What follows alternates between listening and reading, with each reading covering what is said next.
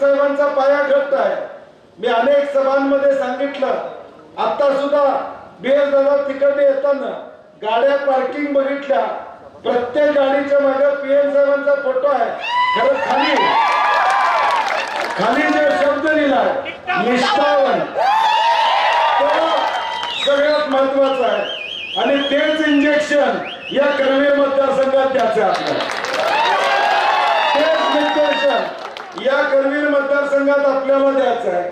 ही निवडणूक स्वर्गीय PM साहेबांना श्रद्धांजली वाहण्याची आहेच आहे, त्याबद्दल दुमत नाही, परंतु निष्ठावंत म्हणून राहुल पाटील आणि PM साहेबांचा वसा आणि वारसा पुढे घेऊन जाण्याची निवडणूक या ठिकाणी असणार। आणि म्हणून आज सगळीकडे मतदारसंघात कुठेही गेलो तर PM साहेब म्हणलं की एकच शब्द येतो, निष्ठावंत हा शब्द या ठिकाणी येतो। आणि आज परिस्थिती काय की एका बाजूला निष्ठावंत या ठिकाणी उभा आहे, एका बाजूला 50 वर्ष निष्ठावंतांचं कुटुंब जे काँग्रेस पक्षाला मानणारे या ठिकाणी कुटुंब उभा आहे। किती संकट आली, PM पाटलांच्यावर संकट आली नसतील का? अनेक संकट त्यांच्या पुढे आली, परंतु त्या व्यक्तिमत्वाने कधी काँग्रेसची या रस्ता त्या ठिकाणी सोडला नाही। लागेल ती किंमत मोजायला लागू दे, परंतु मी काँग्रेस बरोबर राहणार, ही भूमिका PM साहेबांनी सातत्याने घेतली।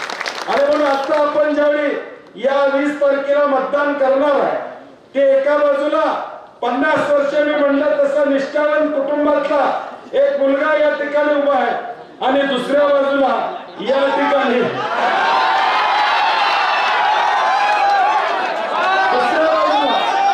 ज्यांनी बाळासाहेब ठाकरे साहेबांना, उद्धव ठाकरे साहेबांची गद्दारी केली